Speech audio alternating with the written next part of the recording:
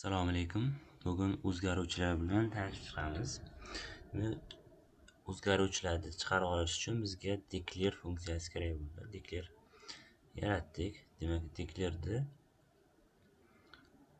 ishlatib ko'ramiz. Birinchi ustiga bosgan paytda o'zgaruvchilarning turlari chiqadi.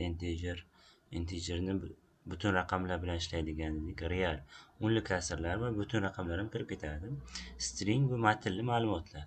Boolean esa mantiqiy operator. Array, hali bunga to'xtalamiz, ma'lumotlar to'plami deyiladi. Demak, birinchi o'zgaruvchi yaratayotgan paytda unga nom beramiz. Masalan, biz o'tgan safar kiritdik, ism kiritayotgan funksiya yaratdim. Unga string deb string ma'lumot turini berdim. Agar unga integer berib qo'yganimda, ismimiz raqam ko'rinishida bo'lsagina kirsak bo'lardi. Masalan, hech kimning ismi 67 47 emas yoki shunday. Demak, shuning uchun bizga name'ga string qo'ydik. Uni hozir ko'rsataman. Demak, hozir oynalarni chiroyli boshqacharoq ko'rsatishga harakat qilaman. Demak, hozir men bu variable console'ga keldim. Demak, bu tarafda kod yozilayotgan qism bo'lsa, bu tarafda o'zgaruvchilar saqlanib boradi.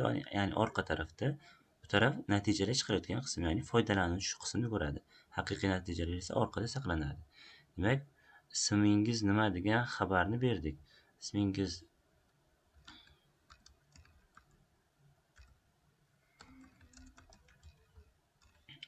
nima? Bu xabarni ishlatib ko'rsam, faqatgina foydalanuvchiga mana bu xabar boryapti mana. Lekin mana name degan o'zgaruvchi yaratildi, hali ichiga hech narsa yozilganligi yo'q. Shuning uchun inputni oldimda bu yerda natija qo'yiladigan joy qildim. Bu yerda ismni yozish mumkin bo'lsin deb name'ni yozib qo'ydim. Endi kodni ishlatdim va ismingiz nima degan joyga masalan Ali deb yozib qo'ydim. Mana endi bu yerda name o'zgaruvchisi saqlandi. Name'ga Ali degan o'zgaruvchi saqlandi, ya'ni name. Endi uni chiqarib olish output bilan bo'laveradi. Uni o'tgan safar ko'rib chiqdik.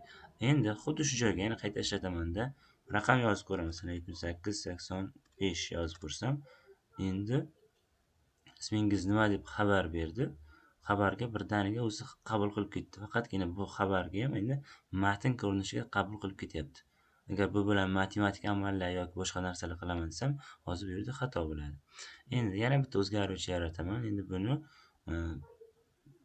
turini boshqa shaklga olaman. Integer bo'lsin va nomini son degan o'zgaruvchi yaratib qo'ydim. Son ismingiz nima degan xabar berdi. Endi pastdan son kiriting degan xabar ham beraman va u yerda inputini ham qo'shib qo'yaman. Son kiriting xabarini berdim. Bu yerda endi son kiritik qaysi o'zgaruvchiligini aytib qo'yishim kerak. Yozdim. Endi ishlatib ko'raman. Ismingiz nima deyapti? Ali. Son kiriting 78. Demak, mana yuqoriga saqlandi. Demak, name'ga Ali degan so'z saqlanyapti, songa 78 so'zlari saqlanyapti. Endi teskari berib ko'rsak nima bo'ladi? Ismga raqam berib ko'rdim. Uni matn ko'rinishida saqlab olaveradi, muammosi yo'q. Songa endi birorta ism yozib qo'ysak, mana bu yerda endi kiritib bo'lmaydi degan xabar beryapti. Endi chunki raqamni matn ko'rinishida saqlab qo'yish mumkin, lekin ismni hech qachon raqam ko'rinishida saqlashning iloji yo'q. Shuning uchun buni saqlab kiritishning iloji yo'q deyapti. Faqatgina biz raqam qo'ysamgina qabul qiladi. Demak, mana 9088.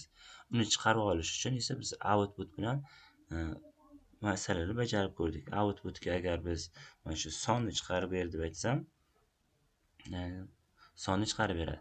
Bitta narsani bilib olishimiz kerak. Xabar ma'lumot chiqarayotgan payti so'zni chiqarayotgan bo'lsa, matn ko'rinishida chiqarmoqchi bo'lsak, qo'shtirnoq ichida chiqaramiz. Ya'ni agar o'zgaruvchi saqlangan o'zgaruvchini chiqarmoqchi bo'lsak, qo'shtirnoqsiz chiqaramiz. Yana qayta ishlatib ko'raman. Ismingiz nima? Ali. Son kiriting 799. Mana natija 799 chiqarib berdi. Biz ismni nimaga chiqarmadi? Chunki outputimizga ismni chiqar degan kodni yozmadik. Shuning uchun chiqarmadi. O'rniga agar name deb yozib qo'yganimda faqat ismni chiqarib berardi yoki pastidan output ochib yana ismni chiqarib ber deb aytsam, pastga name deb yozib qo'yishim kerak. Yana ishlatib ko'raman. Ismingiz nima? Ali. Raqam kiritaman. Raqam kiritdim, faqatgina men birinchi kiritgan sonimizni chiqarib berdi, keyin ismni chiqarib berdi. Endi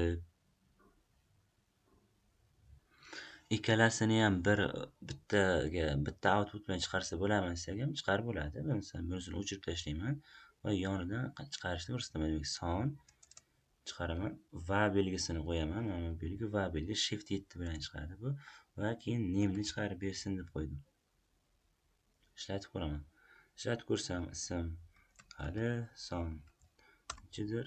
Demak, o'zgaruvchi yuqoriga saqlandi va 1 ga qo'shilib chiqib qoldi. Bu nimaga o'rtaga qancha uzoq joy tashlasam ham tushunmaydi. Faqatgina ketma-ketlikka chiqarib beraveradi. Agar shunday vaziyat bo'lib qolsa, yana bitta va belgisini qo'yib, o'rtasiga bo'sh joy tashlab qo'yishim mumkin. Bo'sh joyni ichiga masalan bitta qator tashladim yoki mana ko'proq tashlasam, ko'proq chiqadi. Sinab ko'ramiz. Demak, son kiritdim, ismini kiriting, vali son kiritdim. Mana qancha joy tashlagan bo'lsam, mana qo'sh tirnoq ichida shu joyni kiritib chiqarib beryapti. Xuddi shunday qilib o'zgaruvchilar yaratdik, o'zgaruvchilarni chiqarishni ko'rdik. O'zgaruvchilar bir-birini boshqa turdagisini aralashtirmaslik kerak. Yaratayotgan payti alohida nom berar ekanmiz va turini tanlab o'zgaruvchilarni keyingi dasturimiz boshqa qismlarida foydalanar ekanmiz.